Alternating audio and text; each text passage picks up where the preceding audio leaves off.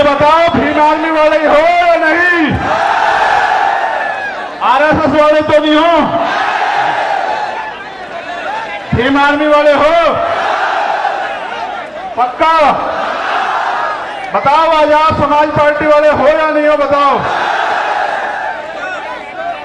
दोबारा पूछ रहा, बता दो। एक छोटे भाई लोकेंद्र गुर्जर जो मध्य प्रदेश से हैं, जिन पे भी 10 लाख रुपए का जुर्माना लगा दिया है, ये मेरा छोटा भाई खड़ा है, इसकी तरफ आप देखिए। दिल की बात ये है कि अगर सरकार सुरक्षा और लाइसेंस नहीं दे रही है तो हम अपने मध्य प्रदेश के गुर्जर समाज के लोग 1000 लाइसेंस जो है ना भाई की सुरक्षा के लिए आज जमा कराना चाहते हैं।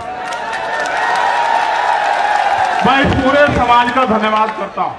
संतों गुरुओं महापुरुषों का इतना आशीर्वाद है कि अभी वो गोली नहीं बनी जो आपके भाई का सीना चीर जाए।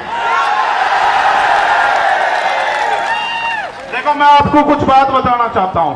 भाषण तो मैं आपको बहुत दिनों से दे रहा हूं। मुझे इस मंच से एक संदेश घोड़ा कुआ में हमारी 4 गाड़ी रोक के आपने बंद कर दी। देखो, बंद का काम तो हमारा है, आपका नहीं है। आप तो कर्मचारी लोग हो, सबकी मदद का काम है। आपका तो काम है सबकी मदद का। और आप जानते हैं, इतने लोग आ जाए लाखों की संख्या में तो आदमी पागल हो जाए, लेकिन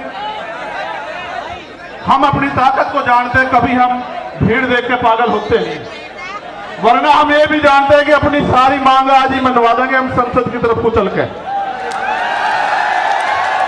सारी की सारी आज ही मनवा के जाएंगे। और इसलिए मनवा के जाएंगे क्योंकि मैं अपनी बात को रखते हुए बताऊंगा कि लोकतंत्र है। मैंने उस दिन भी अपील की। मैं आपको एक बात बस शुरू करूंगा अपनी बात। आप जानते हो, जब मैं पहली बार जेल गया 8 जून 2017 को, तो जब मैं पहली बार जेल गया, आपको पता है कि मैं जब भी जेल गया मैं अपनी व्यक्तिगत लड़ाई में कभी नहीं गया। आप इस बात को जानते हैं, मेरा समाज इस बात को जानता है। अगर मैं झूठ कह रहा हूं तो समाज हाथ उठा के बतावे कि मैं गलत कह रहा हूं। जब मैं पहली बार जेल गया और जाने से पहले जब पूरी सरकार मेरे पीछे पड़ी हुई थी और ये कहा जा रहा था, डीजीपी का ये बयान है रेडी लॉ एंड ऑर्डर का, कह रहे सरेंडर नहीं कर देंगे चंद्रशेखर को। वो ये संदेश दे रहे थे कि हम इसका एनकाउंटर करके समाज को संदेश देंगे कि कोई भी अगर सरकार के खिलाफ खड़ा होगा हम उस आवाज को हमेशा के लिए बंद कर देंगे। लेकिन फिर 21 मई 2017 को आप मेरे समाज के सिर माथे सारे लोगों ने आके यही जंतर मंतर, इसी पर आकर आपने मेरे हौसलों को बुलंद करके कहा कि लड़, हम तेरे साथ हैं। और वो दिन है, आज का दिन है। चाहे मैं सीए वाराणसी में जेल गया हूं, चाहे मैं ऐसी एक ताकत को लेके गुरु रविदास घर की तरफ चल दिया था, जब इन्होंने मेरी 250 लाठी मार कर खाल उतार दिए कि सच्चो साहब अब तो एसीपी हो गए। जहां रात को मुझे जानवर की तरफ मार कर घेरा गया, वो यही खड़े हैं। उनके जो साथी जिस थाने में मुझे मारा गया था 2-2, 3-3 बार, वो भी मुझे सवेरे मिले थे। मैंने उनसे एक दिन पहले भी ये बात कही, जब मैं पहलवानों के अंदर, मैं आदमी भूलता नहीं हूं भाई। जिसने 1 इंच भी साथ दिया, कतरा कतरा उसके लिए बहा दूंगा। लेकिन जिसने मेरे लोगों को सताया, जबकि आप जानते हैं कि मैं संविधान में विश्वास रखता हूं, चलो माफ कर दूंगा उसे भी, उसे भी माफ कर दूंगा। लेकिन इस बार आपने देखा कि क्या हुआ। जब वो सीबीआई से नहीं रोक पाए, ईडी से नहीं रोक पाए, इनकम टैक्स से नहीं रोक पाए, जब वो झूठे मुकदमों से नहीं रोक पाए, जेल से नहीं रोक पाए, तो कायरों की तरह आके उन्होंने मेरे ऊपर गोली चला दी। आपकी गोली की तमन्ना सच्ची थी और मेरे लोगों के खून के आंसुओं की संघर्ष की तमन्ना सच्ची थी। अगर आपके गोलियों की तमन्ना सच्ची होती और मुझे कोई आगे की लड़ाई ना लड़नी होती, तो उसी दिन प्रकृति जो है मुझे खत्म कर देती, क्योंकि गोली का जो सामना वो बड़ा खतरनाक था। मैं आपको ये बात इसलिए बताना चाहता हूं, मैं आपका खून हूं। मैं कल भी था रहा था, आज भी था रहा हूं, और चाहे फर्श पर रहूं या अर्श पर रहूं या मिट जाऊं, मेरे खून का एक एक कतरा आपके स्वाभिमान सम्मान के लिए हमेशा खर्च होगा। मेरी बात को याद रखना। लोगों ने कितने कितना गुमराह किया आपको, क्या क्या नहीं बताया, क्या क्या नहीं आरोप लगाए, फिर भी नहीं रोक पाए। क्योंकि जब एक गरीब का बेटा खड़ा होता है तो बहुत लोगों को तकलीफ होती है। लोगों को लगता है कि ये देश अमीरों का है और अमीर इस देश में राज करेंगे और गरीब जो है वो खून के आंसू रोगा। मैं आपको ये कहना चाहता हूं कि वो दिन दूर नहीं, गरीब इस देश में खून के आंसू रोने का नहीं, और गरीब इस देश में राज करेगा, ये बात लेके हम लोग सड़कों पर निकलते हैं। और हम तो हर दिन को आखिरी दिन मानते हैं। बात मेरी उसकी नहीं थी। जब मैं ज्ञापन पढ़ूंगा आपको पता लग जाएगा कि मैं अपनी लड़ाई लड़ने के लिए आया, या मैं अपनी सुरक्षा की मांग करने आया, या मैं सीबीआई जांच की मांग करने आया। मैं आपको बता दूंगा। मैंने समाज को इसलिए बुलाया अपने नाम से क्योंकि मैं जानता हूं कि चाहे आप पे एक रोटी कम हो, चाहे आपको पानी ना मिले, चाहे गर्मी आपको कितनी परेशान कर रही हो, लेकिन आप मेरी बात के साथ खड़े रहोगे। और दिल्ली में आज आपने इतिहास लिख के दोबारा दिखा दिया मेरे लोगों। मुझे गर्व है आपके ऊपर, मुझे गर्व है कि मैं गरेट समाज में जन्मा था। मेरा समाज गरेट है और मेरा समाज सम्राट अशोक की तरह गरेट रहेगा। मुझे इस बात का गर्व है। ये बात मैंने आपको इसलिए बताई कि आज के जो हालात है ना, इन हालातों में एक गरीब के बेटे को रोकना जो ईमानदार भी है और संघर्षशील भी है, और जिसके गले में पट्टा नहीं है किसी का, वो बड़ा खतरनाक है। जब मैं कहता हूं ना, मुझे आदत है, पश्चिम के लोग हैं, तो भाई आप इसे हम ही मानना करो, ठीक है? इसे आप हम मानना करो सारे, क्योंकि भाई मैं भी तो भीम आर्मी का आपकी तरह सिपाही हूं, एक छोटा सा। सबसे पहले मैं धन्यवाद दूंगा जो पैदल चल गए, दोनों हाथ उठा के उनका बहुत बहुत धन्यवाद। फिर मैं धन्यवाद दूंगा उनका जो साइकिल से आए। फिर मैं धन्यवाद दूंगा उनका जो बारिश में भीगे, तमाम तरह की मुसीबतों का सामना करा, उनका हौसला नहीं डिगा, जिन्होंने औरों को भी प्रेरित किया। और फिर मैं धन्यवाद दूंगा जो बस से आए, ट्रेन से आए, कैसे कैसे आए, भूखे पेट आए, कैसे आए। मैं आज अपने परिवार के बीच में हूं, नेता नहीं हूं। यहां आपका खून हूं। मैं आपसे एक सवाल पूछना चाहता हूं बात की शुरुआत में ही। अगर मैं ये लड़ाई लड़ रहा हूं गरीबों की, कमजोरों की, पहले होता क्या था आप जानते हो? मैं आपका खून हूं कि गांव में ताकतवर आदमी, सामंती आदमी जिस बहन की बच्ची की चाहे उसकी चुन्नी खींच ले, उसके कपड़े खींच ले, उसको नोच ले, और फिर गांव के गांव में पंचायत होकर बात निमट जाती थी। किसी की बारात रोक दो, किसी के ऊपर पेशाब कर दो, किसी को थूक दो, किसी पे थूक चटवा दो, किसी की मूंछ काट लो, किसी के पानी छूने पे हत्या कर दो। तो पहले ये ताकतवर लोग था, उनका जन्मसिद्ध अधिकार है। मगर जब से भीम आर्मी के सच्चे पहरेदार मैदान में आए हैं देश के अंदर, वो कर तो देते हैं घमंड में, लेकिन उन्हें नू नहीं पता, उनकी मां भी नहीं बचा सकती उन्हें। फिर सरकार को बहुत, फिर वो जाते हैं जेल। जब वो जेल जाते हैं तो वहां बैठ के वो सोचते हैं कि हम किसकी वजह से जेल जा रहे हैं। तो जब वो जेल जाते हैं तो फिर वो क्या करते हैं पता है? वो जेल जाके ये कहते हैं बाहर निकलते कि इस आदमी को निपटाओ, वरना तो हमारा एक छत्र जो अधिकार है वो खत्म हो जाएगा इस देश में। उन्होंने शुरुआत ये यहां नहीं की, उन्होंने शुरुआत बिहार में की। जब भाई राकेश पासवान को उन्होंने 20 गोली मारी, हम समझ नहीं पाए। 20 गोली मारने के बाद उन्हें लगा ये डर जाएंगे, लेकिन आप डरे नहीं। फिर उन्होंने विदिशा में हमारे जिला अध्यक्ष भाई चरण सिंह की हत्या करी, फिर भी नहीं हम डरे। हम आंदोलन में आए, हमारी जान चली गई, तब भी नहीं डरे। फिर उन्हें लगा कि भाई जड़ ही काटो, टहने भी मजबूत हैं, जड़ भी मजबूत है, पत्ते भी मजबूत है, भाई जड़ ही काटो। तो बाबा साहब वाले रुकने के लिए, तो जड़ काटने का वो क्या था कि चंद्रशेखर आजाद को निपटा दो। देखो वो तो बच्चे हैं जिन्होंने ये किया है, सच बात बता रहा हूं, बच्चे हैं, लेकिन उनके हाथ पीछे जो है ना, जिन्होंने उनके हाथ में हथियार दिए वो बच्चे नहीं है। हम सीबीआई जांच की मांग इसलिए कर रहे थे कि बहुत सारे लोगों ने मजाक उड़ाया कि अपने आप सिक्योरिटी लेने को हमला कर दिया है। जिसकी रक्षा इतना बड़ा समाज करता हो, जिसकी रक्षा जो है सम्राट वीर भोज के वंशज करते हो, जिसकी रक्षा संत छोटू राम के वंशज करते हो, जिसकी रक्षा गुरु गोविंद सिंह जी के बच्चे करते हो, जिसकी रक्षा सदगुरु रविदास जी महाराज के बच्चे करते हैं, जिसकी रक्षा भगवान वाल्मीकि महाराज के बच्चे करते हैं, उनको लगा कि वो उसको मिटा देंगे। ये किसान कमेरों की आवाज है। ये मिट्टी का भले ही हो, लेकिन इसके लोगों ने इसे बड़ा ताकतवर बना। ये एमपी एमएलए भले ही ना हो, लेकिन ये अच्छी अच्छी सरकारों का गला पकड़ने का दम रखता है। ये बात सब लोग जानते हैं। सम्मानित साथियों, आज इस पावन अवसर पे, क्योंकि भीम आर्मी का स्थापना दिवस भी है, 8 साल पहले आज ही के दिन हमारे माननीय राष्ट्रीय अध्यक्ष और तमाम हमारे सिपाहियों ने यह ऐलान किया था कि भीम आर्मी भारत एकता मिशन के नाम के संगठन के जरिए हम इस देश में मनुवाद ब्राह्मणवाद की जड़ें काट देंगे। जो कारवा एक छप्पर से चला, आज वो कारवा सैलाब के रूप में दिल्ली की सड़कों पे है।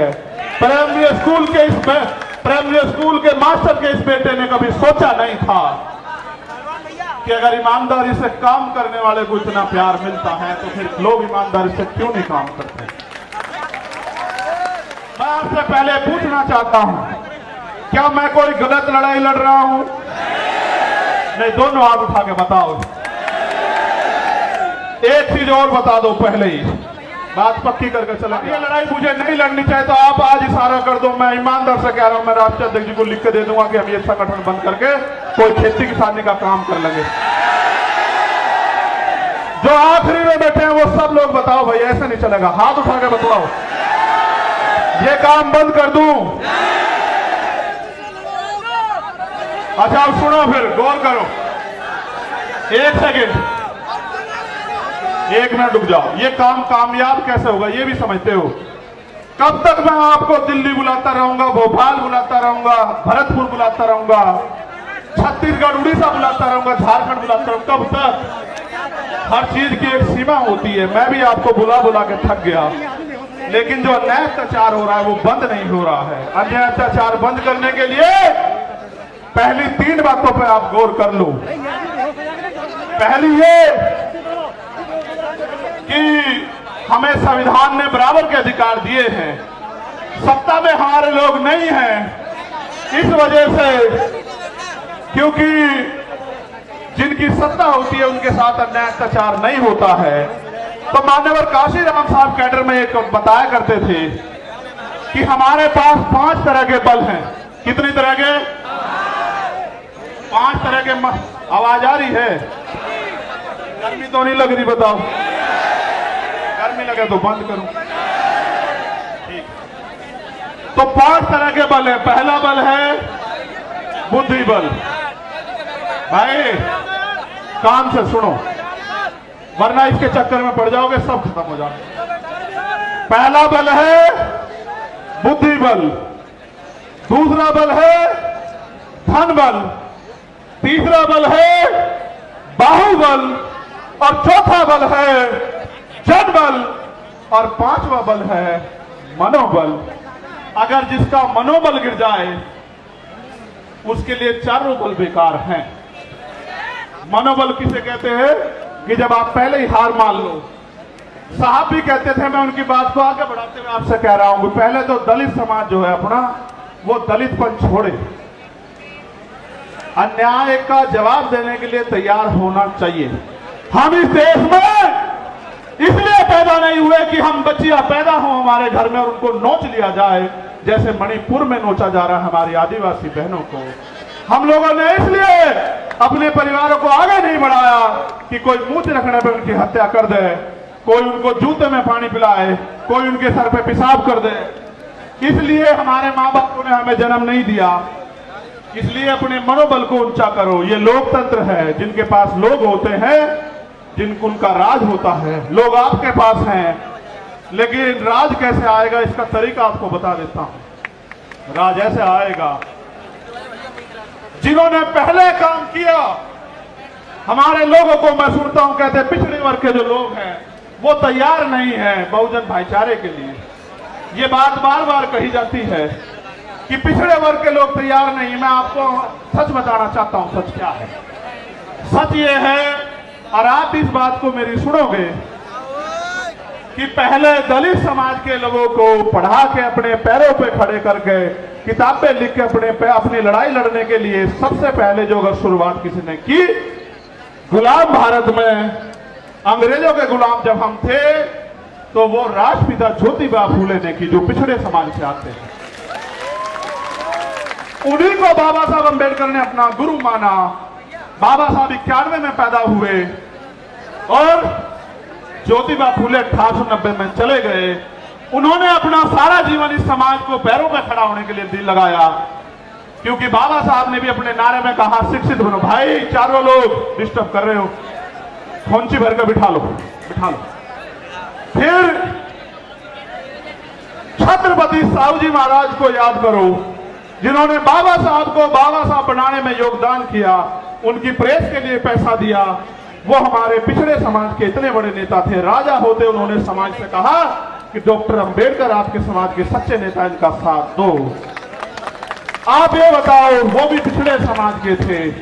पेरियारी रामास्वामी नायकर, वो भी पिछड़े समाज के थे। नारायण गुरु, वो भी पिछड़े समाज के थे।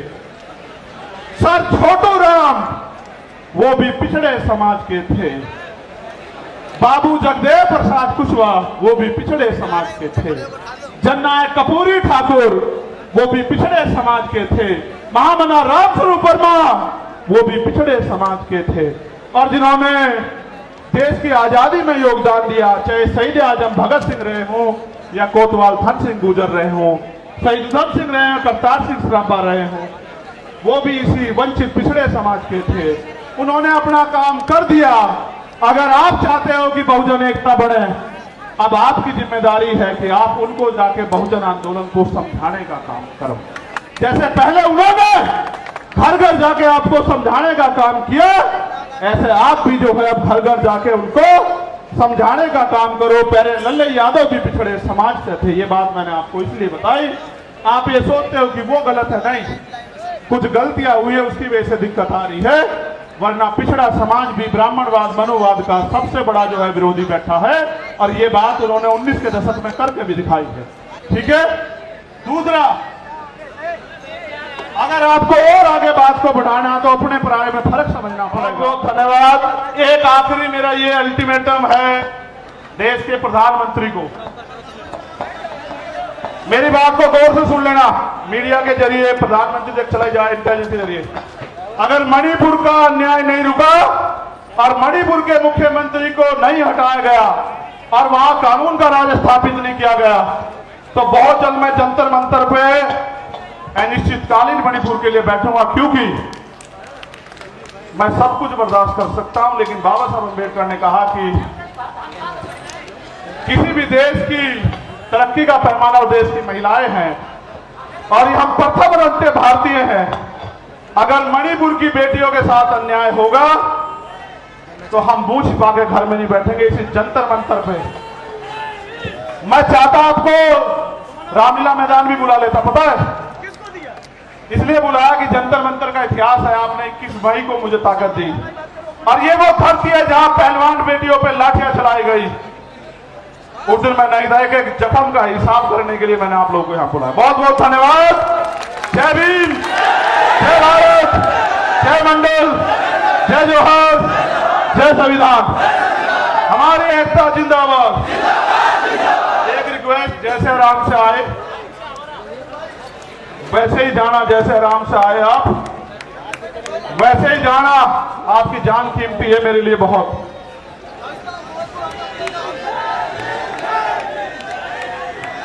जो जैसे आए ऐसे ही जाना। आपने देश को बता दिया कि भीम आर्मी आजाद समाज पार्टी झुकेगी नहीं। धन्यवाद।